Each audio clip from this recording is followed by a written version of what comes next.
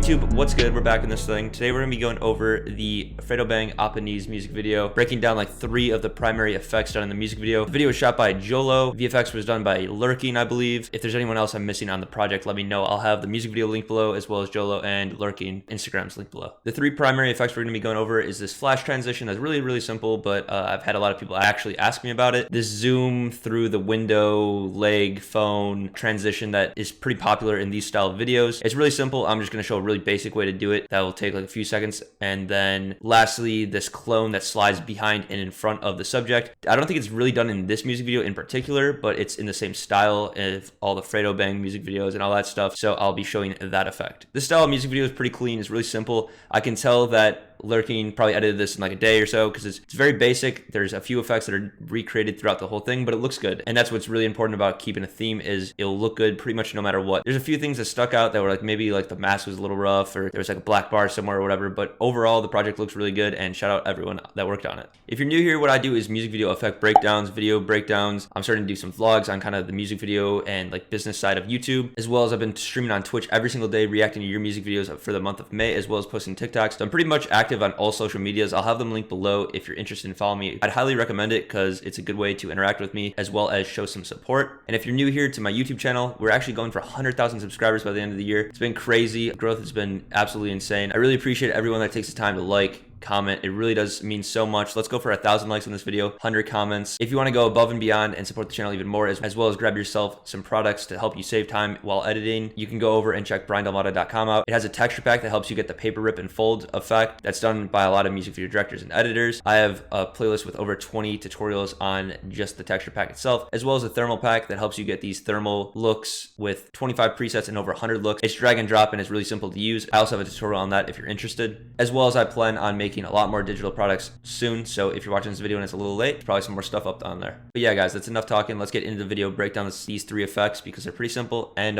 really easy to do. So I'm gonna go ahead and just show you the 3 effects that I'm gonna be going over. One of them is this clone whipping back and forth, and then you can see it's followed up by this flash that a lot of people have actually asked me about. It's really simple. It's going to take a few seconds to explain, but I'll go over it because a lot of people have asked me about it. So it's a pretty cool transition that's really simple to do. And then lastly, I'm going to be going over this zoom through the legs transition. Also really simple to do. And if you were wondering how to do this effect that's throughout the music video, I actually have a tutorial on it. It's my most popular tutorial, so it's pretty easy to find if you just sort by popular on my channel. I'll have a card pop up as well, and it'll be linked in the description. So if you're interested to learn how to do this effect, it's really similar to what we're doing in the tutorial, but I already have a tutorial on that effect in specific, so figured might as well save some time and just link you to that video. So the first effect we're going to be going over is this flash effect. It's pretty simple and used throughout the music video. Just flashes for a second, goes back to normal, and then flashes as a transition. So what I'm going to do is just find a clip where I want it to transition between, so here and here. And then I'm just going to split it by holding Control-Shift-D. If you're working on your own footage, you probably already have it split, so don't even worry about that if you have 2 separate clips. I just did it so it looks kind of like your timeline. And then I'm going to go over here on the bottom left-hand side, go to New, go to Adjustment Layer, and then go and drag it down to where our clips are. 5 frames back to the left, split it, and then delete it. And then I'm going to go 5 frames to the right as well. Split it and delete it. So basically the adjustment layer is 5 frames to the right and then 5 frames to the left. And then I'm going to go ahead and go to the effects and presets, type in bright, and you will see brightness and contrast pop up. Go ahead and drag that onto your adjustment layer. I'm going to go ahead and go to the middle clip right here and just bring the brightness up to 150, the max it can go to, just so we can see what the transition looks like. They have a really bright effect, and honestly, they could be using something else. This is just the way I thought of doing it. It's pretty simple. You can go ahead and bring the brightness on, or brightness and contrast on again, and then bring it to 150 again. And if you really wanted to, you could do it one last time. I'm going to go ahead and leave it with 2. I think it looks good for the sake of this transition. It's all personal preference. I keyframe the brightness on the middle frame right here, right where it splits, to 150 on both of them. And then I'm going to go to the left 3 frames. I just went ahead and cut it down a little bit because I actually had it 10 frames each side, left and right. So I just made it 5 frames to the left and right. That's why you see the difference of the adjustment layer. But yeah, if you follow the steps, it should be 5 frames to the left, 5 frames to the right. Sorry if that was a little bit confusing. But then you can go to the left 3 frames, 1, 2, 3. Go ahead and then keyframe the brightness down to 0 on both of them. Go 1 more frame to the left. Go back up to 150 on both of them. 150, 150. And then go to the final frame here and go to 0 and 0. What that's going to do is it's going to have one frame, flash, go back to normal, then kind of ramp up. And then I'm going to go on this side and go all the way to the last frame here and keyframe it both to 0. So basically it goes, if you look at the keyframes, they both copy each other exactly, but it's 0, one frame to the right, 150, 0, ramps up for the next 3 frames to 150, and then goes down. And you don't have to have that stutter. I just saw them use it and I think it looks pretty cool. You can do it at the end too if you want. You could like reverse this basically. So it ramps up for 5 frames, goes to the end, stutters. But yeah, just play around with it. You'll figure out something that you like. I just wanted to show how you obtain that look. And you can see it's pretty clean and simple. You can even have it last less than 5 frames or play around with the duration and everything to get the desired look you want. Like I said, you can change how much brightness and contrast you want. Maybe you don't want it to be double as bright and you don't want the 2 contrast, or maybe you want it even brighter and then you can just add another one on. Like I said, it's all personal preference. Just play around, whatever you think looks best on your project, go ahead and do. The next transition I'm going to be going over is this clip where the clone goes in front and in back of the subject. I think this is really simple to do, a clean effect that you can do to a clip really easily. So I'm just going to go ahead and remove the effect that I have. Basically what this is now is this is a clip, this is a clip, and this is another clip. So if you had 3 different clips in your timeline, you would see this is what it looks like. And then I'm going to go ahead, click on this middle clip here, go to the rotoscope tool, and double click on the composition here. It's going to bring it to a layer, and then you can outline your subject. I always say do a really good job on the first frame because it does help Adobe understand what you're actually trying to rotoscope out. So spend the time. If you mess up and it goes out of boundaries, kind of like over here, you can hold Alt and then your circle will turn red, and then just draw out where you want to be fixed. And then I'm going to go frame by frame because I think this is only 10 frames long anyways, just to make sure we have a good rotoscope, fixing any of these spots where it kind of messes up. And then once you've gone to your last frame and it rotoscopes out your subject really well, go ahead and click freeze. What that's going to do is just lock in your rotoscope as well as mask out just the subject from the background. So once you go through here and click close on your layer, you will see that it's just the background. Now rotoscope has these options over here where you can tweak to kind of smooth out what you want your mask to look like, see if there's a little rough edges or whatever. I'm gonna crank the feather up to 7.5, and then you can bring in the shift edge a little bit if you want. It really just depends on your clip. For the tutorial, I think this is pretty clean. Like I always say, spend as much time as you need, because if there are parts like here, they will stand out. Maybe not for this effect in particular, but it is good to spend the time and actually have a really clean rotoscope. Then what I'm gonna go ahead and do is click on your layer here, click Control D. It's going to duplicate your layer, and then you're going to have 2 of the same exact layers. Click on the bottom one, go to the effects controls, and click on Roto Brush and Refine Edge. Click delete. What that's going to do is going to turn the bottom layer into just the default clip that we started out with, and the top layer is just the subject. Then what I'm going to go ahead and do is click on the rotoscope out layer, so the layer that has Fredo Bang here. Go ahead and duplicate it by clicking Control D, going to your transform options over here, keyframe the position, and then I'm going to bring it all the way to the left, right before he's about to come off. So right there basically is where I want it to start, right where the first pixel is kind of showing. And then I'm going to go 1, 2, 3, 4, 5 frames to the right, and then drag it all the way to the right. Make sure to have Fredo all the way off.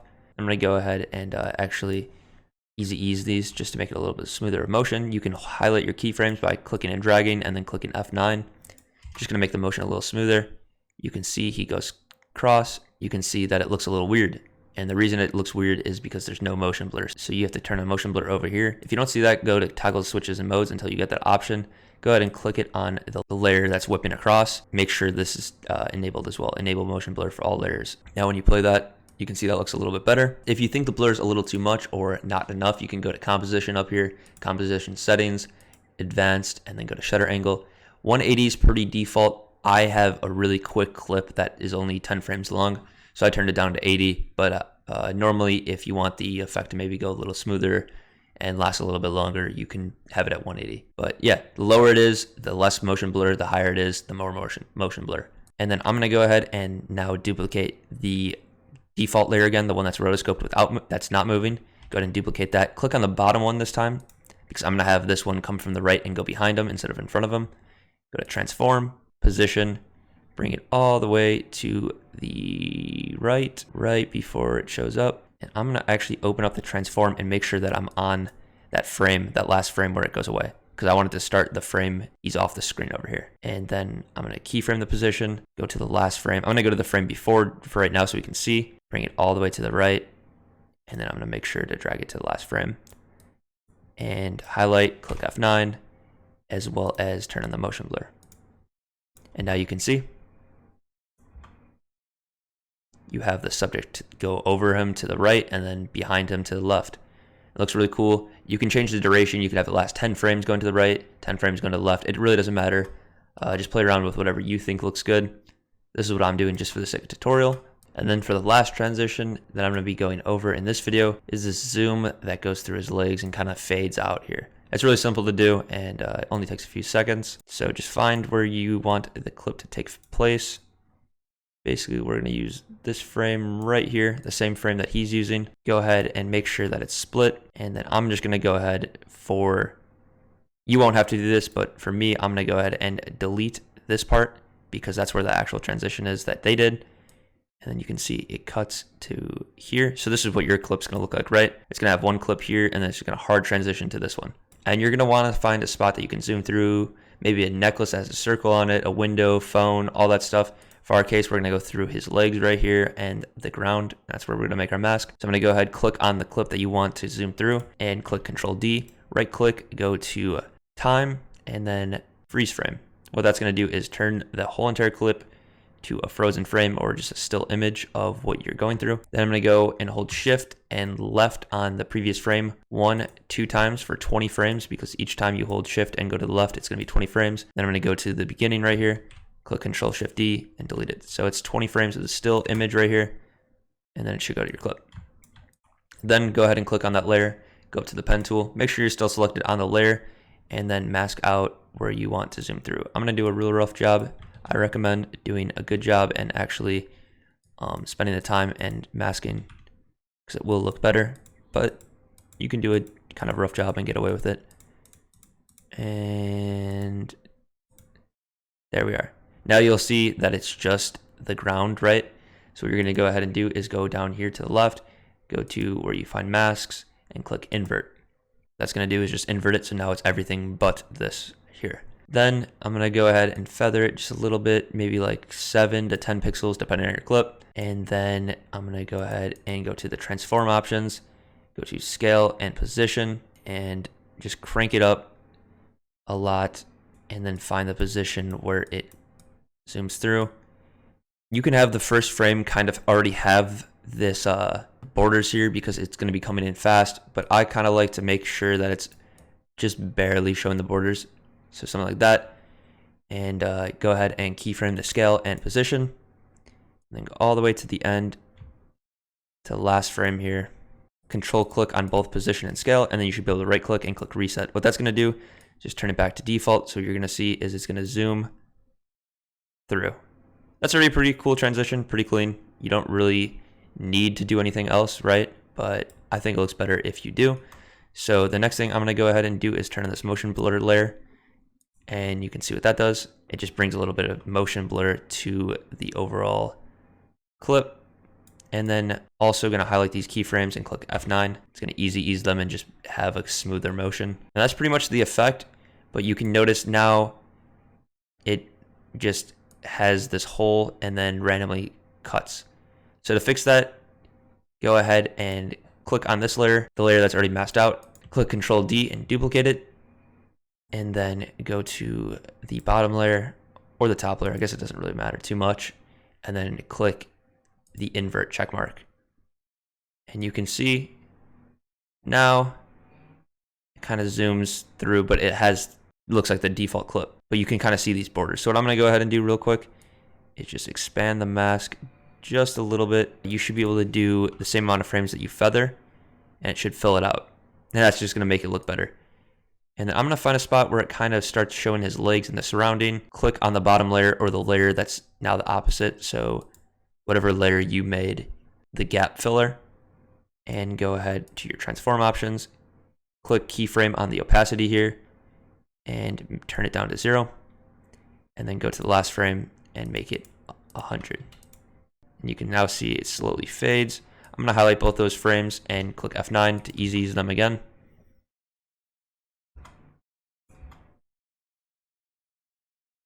If you want, you can have it start coming in a little bit earlier or a little later. It all is personal preference pretty much. I think that looks pretty good for our case here. And now if you are going to go ahead and mess around with the position or scale of either of these, you're going to have to copy and paste the same scale and position. Otherwise, it's going to mess up the effect. So say I were to like move this here, you can see now this effect is totally messed up. Kind of comes from the side. So just make sure to have the same values for the position and scale for both of these layers. But that was a really simple transition done. Can be replicated through phones, windows, eyeballs, a bunch of other stuff. You've seen it done in a bunch of music videos. But the reason I like this music video in particular is just it has a bunch of really simple effects that look good together, and it has a consistent theme that they just are able to recreate these effects throughout the music video. And honestly, these effects don't really take that much time. So it is a pretty simple, if you're trying to get a project done and just, have it look good, but also not spend so much time on all these effects and transitions, I think that these are pretty good effects to do so on. Obviously, don't copy these effects exactly. I know the Fredo Bang transition that I did kind of blew up and now it's starting to be everywhere. Add your own sauce to it, make it your own. Just tweak, add other effects on it, play with keyframes, the graph editors, all that stuff to make it look unique and kind of like your own effect. Shout out everyone that worked on this project. I'll have them linked below. If you made it all the way to the end, I really do appreciate you. Thank you so much. If you haven't already, like, comment, and subscribe. Really does help push my content to other people that want to see it, and it's greatly appreciated. If you make music videos or like watching music videos, I'm streaming on Twitch every single day this month and actually just reacting to music videos pretty much on Twitch. We do a few other things. We play some games, chat, just ask questions and stuff, but for the most part, we're just watching music videos. So if you want to have your music video played on stream, come over to my Twitch and let's watch them. But yeah, guys, that's pretty much all I got for you guys in this one. Peace.